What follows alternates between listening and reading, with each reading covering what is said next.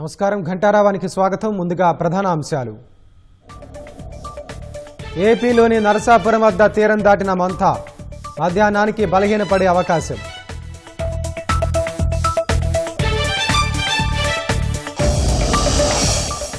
రాష్ట్రంపై మంతా తుపాను ప్రభావం. పలు చోట్ల ఎడతెరిపి లేకుండా కురుస్తున్న వర్షం.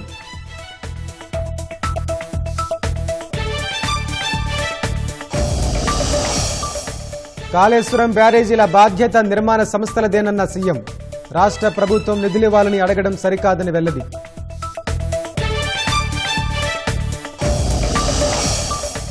జూబ్లీహిల్స్ లో డివిజన్ల వారీగా మంత్రులకు ప్రచార బాధ్యతలు. ఇంటింటికి వెళ్లి ఓట్లు అడగాలని ఏఐసీసీ దిశానిర్దేశం.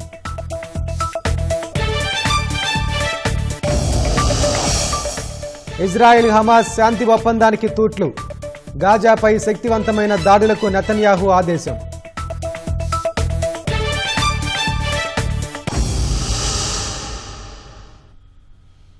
ఆంధ్రప్రదేశ్ను వణికించిన మంతా తీవ్ర తుపాను ఎట్టకేలకు తీరం దాటింది. అర్ధరాత్రి నరసాపురం వద్ద తీరం దాటినట్లు భారత వాతావరణ శాఖ ప్రకటించింది. ఈ మధ్యాహ్నానికి ఇది భూభాగంపైనే బలహీనపడనుందని అధికారులు అంచనా వేస్తున్నారు. దీని ప్రభావంతో కోస్తాంధ్ర జిల్లాల్లో భారీ వర్షాలు కురుస్తాయని, గంటకు 100 కిలోమీటర్ల వేగంతో గాలులు వీస్తాయని వాతావరణ శాఖ అధికారులు హెచ్చరించారు.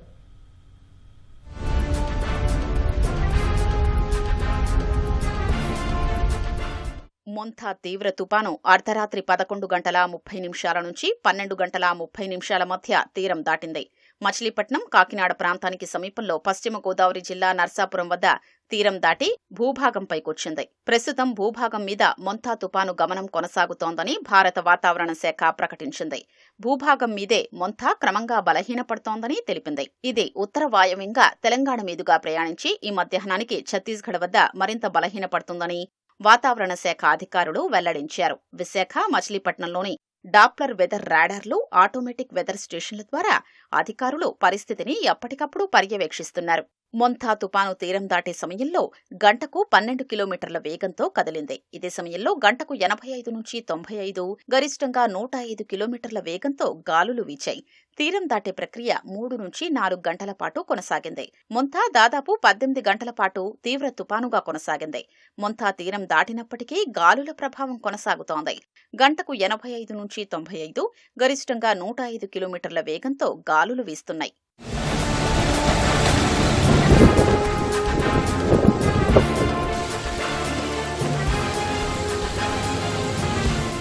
మొంతా ప్రభావంతో నేడు భారీ నుంచి అతి భారీ వర్షాలు కురుస్తాయని వాతావరణ శాఖ అంచనా వేస్తోంది. శ్రీకాకుళం, పార్వతీపురం మన్యం, విజయనగరం, విశాఖపట్నం, అల్లూరి సీతారామరాజు, అనకాపల్లి, ఏలూరు, ఎన్టీఆర్, కృష్ణా, గుంటూరు, పల్నాడు, బాపట్ల, నంద్యాల జిల్లాల్లో నేడు భారీ నుంచి అతి భారీ వర్షాలు కురిసే అవకాశం ఉందని అమరావతి వాతావరణ కేంద్రం తెలిపింది. కాకినాడ, అంబేద్కర్ కోనసీమ, తూర్పుగోదావరి, పశ్చిమ గోదావరి, ప్రకాశం, కడప, కర్నూలు, అనంతపురం జిల్లాల్లో భారీ వర్షాలు కురవొచ్చని, మిగిలిన ప్రాంతాల్లో ఓ మోస్తరు వర్షాలు కురుస్తాయని వెల్లడించింది. శ్రీకాకుళం, విశాఖపట్నం, విజయనగరం, తూర్పుగోదావరి, పశ్చిమ గోదావరి, కృష్ణా జిల్లా తీరాల్లో సముద్రాలలో 3 మీటర్ల ఎత్తుకు పైగా ఎగిసిపడే ప్రమాదముందని, మత్స్యకారులు గురువారం వరకు వేటకు వెళ్లొద్దని విశాఖలోని తుపాను హెచ్చరికల కేంద్రం సూచించింది. ఈ మధ్యాహ్నం వరకు తీరం వెంబడి గరిష్టంగా గంటకు 110 కిలోమీటర్ల వేగంతో గాలులు వీస్తాయని, మధ్యాహ్నానికి 80 కిలోమీటర్లకు, సాయంత్రానికి 65 కిలోమీటర్లకు తగ్గుతాయని అంచనా వేస్తోంది.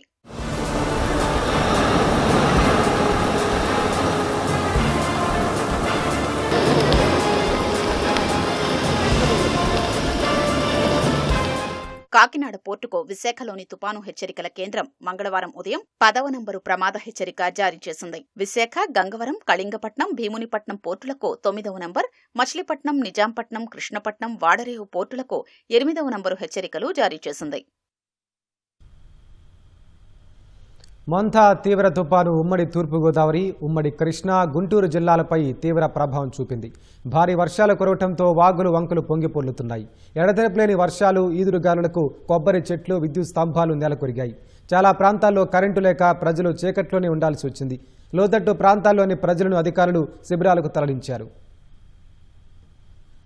ఉమ్మడి తూర్పుగోదావరి జిల్లాపై మొంథా తీవ్ర ప్రభావం చూపింది. మండపేట, ఉప్పలగుప్తం, కాట్రేనికోన ప్రాంతాల్లో చెట్లు విరిగిపడ్డాయి. విద్యుత్ స్తంభాలు నేలకొరిగాయి. నిన్న సాయంత్రం నుంచి విద్యుత్ సరఫరా నిలిపేశారు. పెద్దాపురం, జగ్గంపేట, తుని, కాకినాడలో చెట్లు కూలగా క్రేన్లతో తొలగించారు. అంబేద్కర్ కోనసీమ జిల్లా మండపేటలో చెట్లు కూలి 12 విద్యుత్ స్తంభాలు, 2 ట్రాన్స్ఫార్మర్లు దెబ్బతిన్నాయి. తాళ్లపూడి మండలంలో ఇల్లు కుప్పకూలింది. ఆగిరిపల్లి మండలంలో చెరువులకు గండ్లు పడ్డాయి. కాకినాడలోని సముద్రం అల్లకల్లోలంగా మారింది. తీరంలో అలలు ఎగిసిపడ్డాయి. ఉప్పాడ, కొత్తపల్లి మండలం తుపాను గుప్పెట్లో చిక్కుకుని ప్రమాదకరంగా మారిపోయింది. సముద్రంలోని కెరటాలు ఊళ్లపైకి విరుచుకుపడ్డాయి. తీరంలోని ఇళ్లన్నీ నేలమట్టం కాగా చెట్లు కుప్పకూలి రహదారులు ధ్వంసమయ్యాయి. ఉప్పాడ, కాకినాడ బీచ్ రోడ్డు దాటి అలలు ఎగసిపడ్డాయి. కాకినాడ నగరంలోనూ తుపాను ప్రభావం కనిపించింది. కుంభాభిషేకం రేవు వద్ద భారీ ఈదురుగాలులు సంభవించాయి. పడవను ఒడ్డుకు చేర్చే క్రమంలో దుమ్ములపేటకు చెందిన యువ మత్స్యకారుడు సాయిరాం సముద్రంలో గల్లంతయ్యాడు.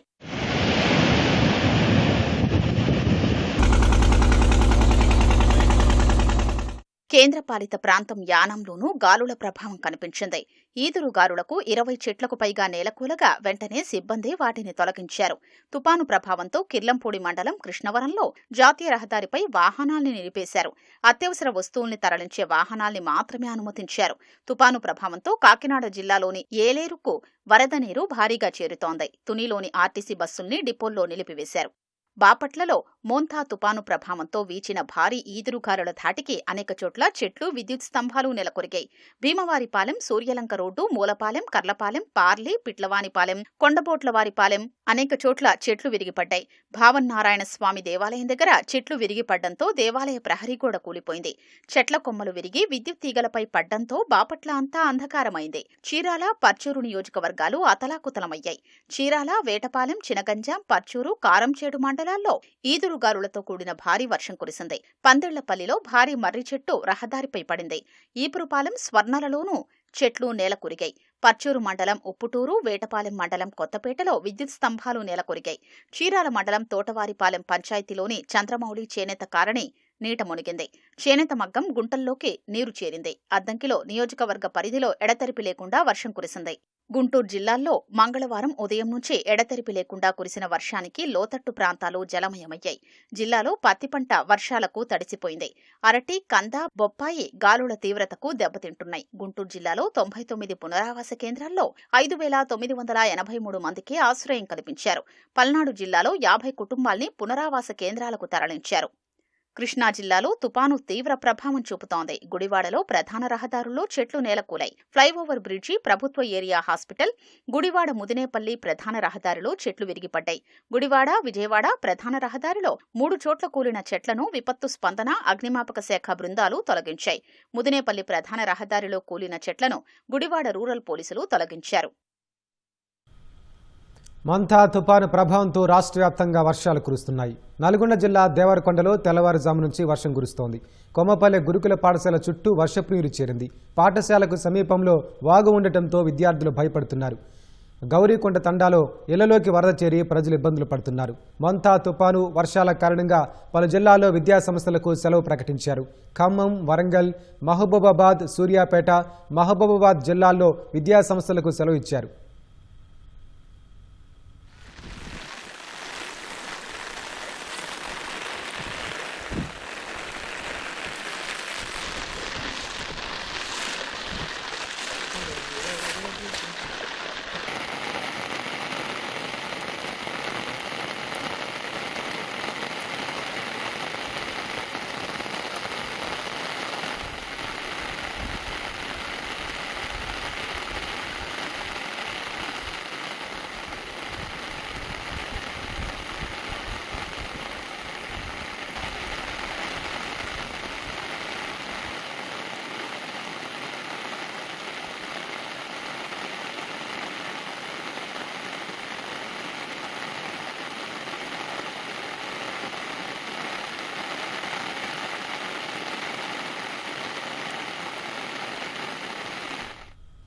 మేడిగడ్డ సహా మిగిలిన బ్యారేజీల మరమ్మతులు, ఇతర పనులన్నీ ఒప్పందం ప్రకారం పూర్తి చేయాల్సిందని నిర్మాణ సంస్థలేనని, ఆ విషయంలో గట్టిగా వ్యవహరించే పని చేయించాలని ముఖ్యమంత్రి రేవంత్ రెడ్డి స్పష్టం చేశారు.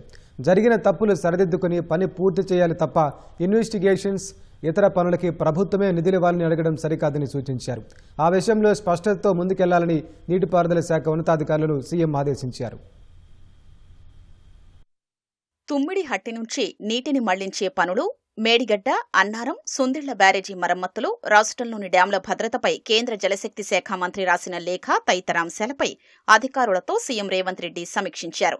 తుమ్మిడిహెట్టి నుంచి 80 టీఎంసీలు తరలించేలా ప్రాణహిత, చేవెళ్ల ఎత్తిపోతల పథకంలో భాగంగా గతంలో ప్రతిపాదించిన తుమ్మిడిహెట్టి బ్యారేజీ నిర్మాణానికి ప్రణాళికలు సిద్ధం చేయాలని సీఎం రేవంత్ రెడ్డి సూచించారు. తుమ్మిడిహెట్టి నుంచి శ్రీపాద ఎల్లంపల్లి బ్యారేజీకి కాకుండా సుందిళ్లకు నీటిని తరలించేందుకు అవసరమైన ప్రణాళికలు రూపొందించాలని నిర్దేశించారు.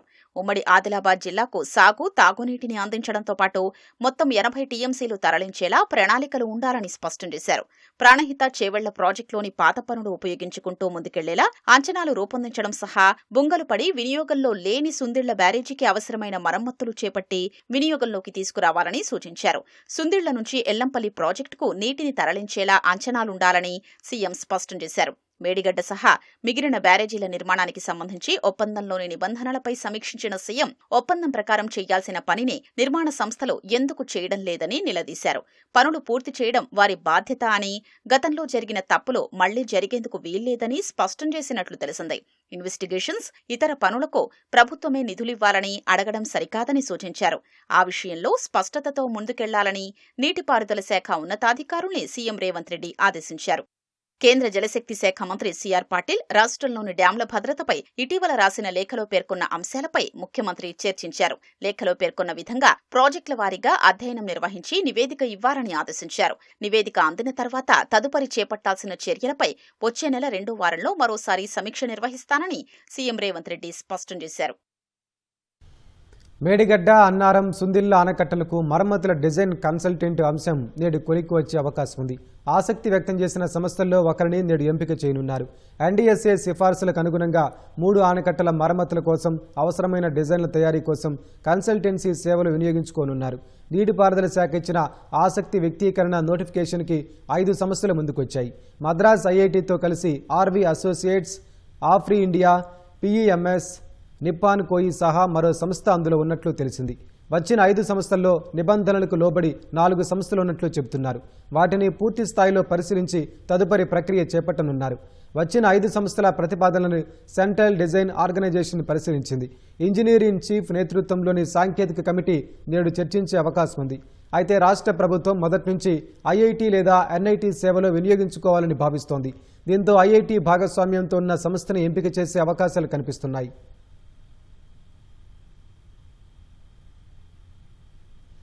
జూబ్లీహిల్స్ ఉప ఎన్నికల్లో విస్తృతంగా ప్రచారం చేసేందుకు మంత్రులు, ఎమ్మెల్యేలు, మాజీ ఎమ్మెల్యేలు, సీనియర్ నాయకులు, కార్పొరేషన్ చైర్మన్లను కాంగ్రెస్ రంగంలోకి దించింది. నియోజకవర్గ ఉప ఎన్నికల పర్యవేక్షణ బాధ్యతలు ఉప ముఖ్యమంత్రి భట్టి విక్రమార్కకు అప్పగించడంతో పాటు ప్రతి డివిజన్కు 2 మంత్రులను ఇన్ఛార్జీలుగా నియమించింది. ప్రతి 10 పోలింగ్ బూత్లకు ఒకరి లెక్కన ఇన్ఛార్జ్ బాధ్యతలు అప్పగించిన రాష్ట్ర నాయకత్వం ఉప ఎన్నికలో అత్యధిక మెజార్టీతో కాంగ్రెస్ అభ్యర్థి విజయమే లక్ష్యంగా ముందుకెళ్తోంది. జూబ్లీహిల్స్ ఉప ఎన్నికను ప్రతిష్టాత్మకంగా తీసుకున్న కాంగ్రెస్ విజయం కోసం పక్కా వ్యూహాన్ని అమలు చేస్తోంది. సీఎం, ఉప ముఖ్యమంత్రి మినహా మిగతా మంత్రులందరికీ ప్రచార బాధ్యతలను అప్పగించింది. ఒక్కో డివిజన్లో 2 మంత్రులు వ్యక్తిగతంగా బాధ్యతలు తీసుకుని ప్రచారం చేయడమే కాకుండా కార్యక్రమాలన్నింటినీ పక్కాగా అమలు చేయాలని పార్టీ సూచించింది. వచ్చే నెల 9న ప్రచారం గడువు ముగిసే వరకు మంత్రులు, ఎమ్మెల్యేలు, ఎంపీలు, ముఖ్యనేతలు ఎవరూ హైదరాబాద్ విడిచి వెళ్లరాదని స్పష్టం చేసింది. అందరూ జూబ్లీహిల్స్ నియోజకవర్గంలో ప్రచారంలో పాల్గొనాలని, పెద్ద సంఖ్యలో అనుచరులతో తిరుగుతూ హడావిడి చేయకుండా 10 నుంచి 20 మందితో ఇంటింటికి వెళ్లి ఓట్లు అభ్యర్థించాలని సూచించింది.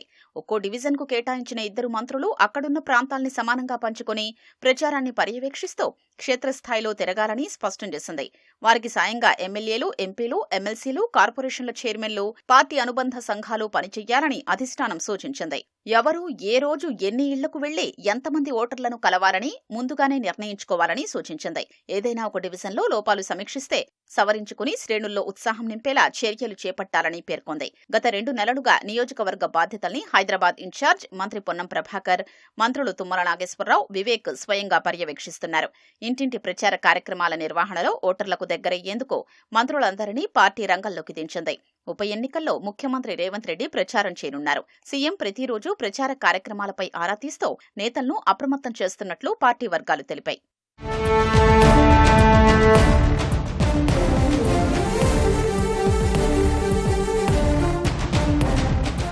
నియోజకవర్గంలోని డివిజన్ల వారీగా మంత్రులకు బాధ్యతలు అప్పగించారు. బోరబండ డివిజన్కు మంత్రి సీతక్క, సోమాజిగూడకు మంత్రులు శ్రీధర్ బాబు, అడ్లూరి లక్ష్మణ్, షేక్పేటలో కొండా సురేఖ, వివేక్ వెంకటస్వామికి అప్పగించారు.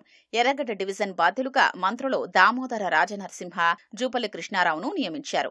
యూసుఫ్గూడ డివిజన్ బాధ్యతల్ని మంత్రులు ఉత్తమ్ కుమార్ రెడ్డి, పొన్నం ప్రభాకర్కు అప్పగించారు. వెంగళరావు నగర్ బాధ్యతల్ని మంత్రులు తుమ్మల నాగేశ్వరరావు, వాకిటి శ్రీహరికి అప్పగించారు. రెహమద్ నగర్ డివిజన్ ఇన్ఛార్జీలుగా మంత్రులు కోమటిరెడ్డి వెంకటరెడ్డి, పొంగులేటి శ్రీనివాసరెడ్డికి బాధ్యతలు అప్పగించారు. ఆయా మంత్రులంతా పోలింగ్ బూత్ల వారీగా పర్యవేక్షణ చేయనున్నారు. వివిధ వర్గాల ఓటర్లను, వారి కుటుంబాల ఓటర్లను నేరుగా కలుస్తూ ప్రభుత్వ అభివృద్ధి సంక్షేమ పథకాల్ని గడప గడపకు వివరిస్తూ ఎన్నికల ప్రచారం చేయనున్నారు. నియోజకవర్గ ఉప ఎన్నికల పర్యవేక్షణ బాధ్యతలు ఉప ముఖ్యమంత్రి భట్టి విక్రమార్కకు అప్పగించారు.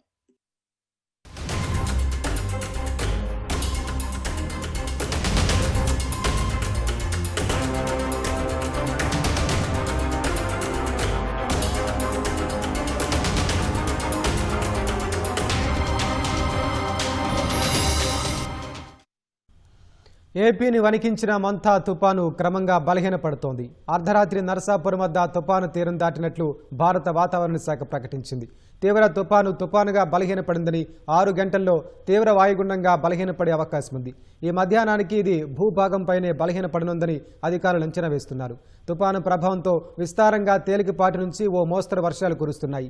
ఇవాళ కూడా శ్రీకాకుళం, విజయనగరం, మన్యం జిల్లాలో అక్కడక్కడా వర్షాలు పడతాయని అధికారులు చెబుతున్నారు. అల్లూరి, విశాఖ, అనకాపల్లి, ఏలూరు, కృష్ణా, ఎన్టీఆర్, గుంటూరు జిల్లాల్లో భారీ వర్షాలు కురిసే అవకాశం ఉందని అధికారులు హెచ్చరించారు. బాపట్ల, పల్నాడు జిల్లాల్లో అక్కడక్కడా భారీ వర్షాలు కురిసే అవకాశం ఉందని చెబుతున్నారు. కాకినాడ, కోనసీమ, ఉభయ గోదావరి, ప్రకాశం జిల్లాల్లో మోస్తరు నుంచి భారీ వర్ష సూచనలు చేశారు. నెల్లూరు, కర్నూలు, నంద్యాల, అనంతపురం జిల్లాలకు భారీ వర్ష సూచన చేశారు. కోస్తాంధ్రలో ఈదురుగాలులు వీచే అవకాశం ఉన్నందున ప్రజలు జాగ్రత్తలు తీసుకోవాలని విపత్తుల నిర్వహణ సంస్థ అధికారులు హెచ్చరికలు జారీ చేశారు.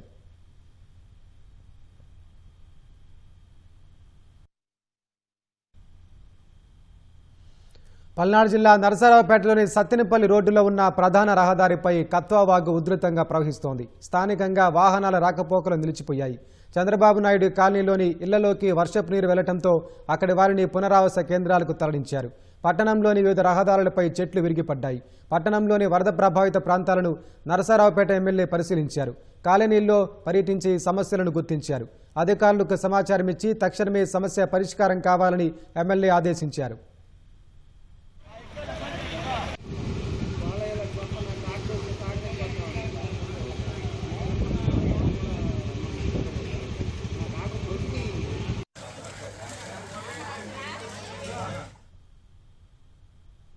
మంతా తుపాను ప్రభావంతో కురిసిన భారీ వర్షాలతో పల్నాడు జిల్లాలో జాతీయ రహదారిపైకి నీరు చేరింది. చిలకలూరుపేట సమీపంలో ఎడ్లపాడు మండలం తిమ్మాపురం వద్ద 16 నెంబర్ జాతీయ రహదారిపై వరద పారుతోంది. కొత్త బైపాస్ వంతెన వద్ద నక్కవాగు వరద ఒక్కసారిగా పోటెత్తడంతో జాతీయ రహదారి నీట మునిగింది. వరద ప్రభావంతో స్థానికంగా వాహనాల రాకపోకలు నిలిచిపోయాయి.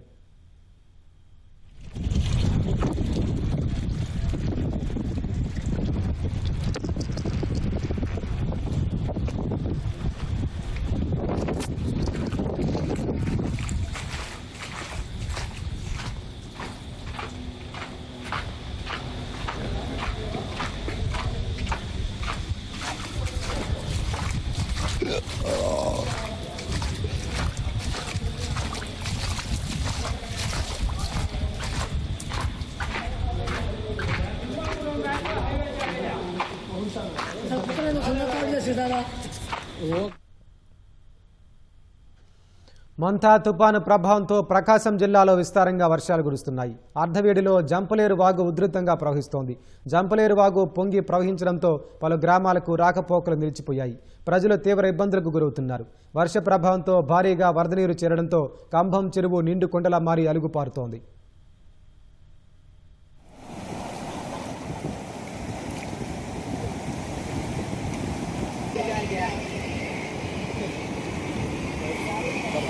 ఊస దగ్గర చేపలు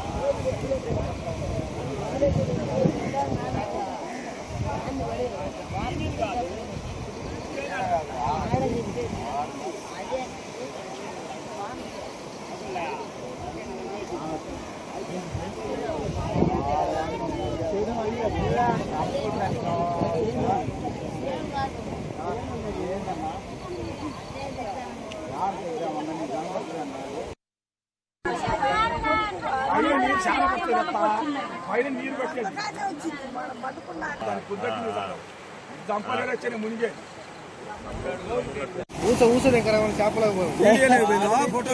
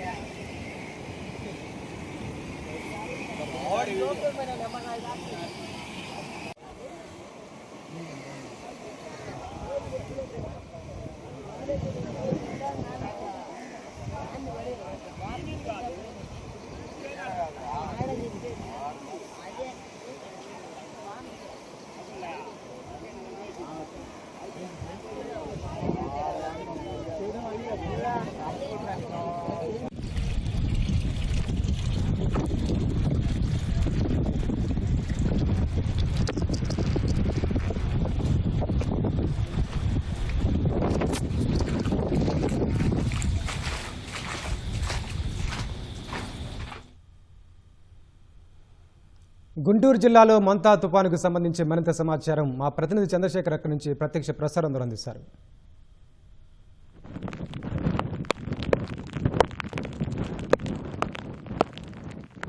ధన్యవాదాలు. మోంతా తుఫాను ప్రభావం ఉమ్మడి గుంటూరు జిల్లా పైన పెను ప్రభావం చూపింది. మనం ప్రస్తుతం గుంటూరు జిల్లా ఒట్టిచెరుకూరు సమీపంలో ఉన్నాము. మొత్తం పంటలన్నీ కూడా నీట మునిగాయి. ప్రధానంగా ఈ ప్రాంతంలో పత్తి, మిరప, అలాగే జొన్న, మినుము వంటి పంటలు సాగు చేస్తూ ఉంటారు. పంటలన్నీ కూడా పూర్తిగా నీళ్ళలోనే ఉండిపోయినటువంటి పరిస్థితి. నేటించుకుంటున్నటువంటి ఈ భారీ వర్షాల కారణంగా మొత్తం ఆ పంటలన్నీ కూడా నీళ్ళలోనే ఉండిపోయినటువంటి పరిస్థితి ఉంది. ఆ నీళ్ళల్లో అవి మళ్ళా నీళ్లు బయటకు పోకపోతే ఇంకా మొత్తం కూలిపోయి పంటలు ఏమాత్రం కూడా పెరిగేటువంటి అవకాశం లేదు. దీనిపైన రైతులు తీవ్ర స్థాయిలో ఆందోళన చెందుతున్నారు. ఈ మోంతా తుఫాను ప్రభావం జిల్లా పైన ఉంటుందని చెప్పేసి అధికారులు వాతావరణ శాఖ ముందుగానే హెచ్చరించింది. ఆ మేరకే ఆ ప్రభావం అయితే చాలా స్పష్టంగా ఇక్కడ జిల్లా పైన కనిపిస్తోంది.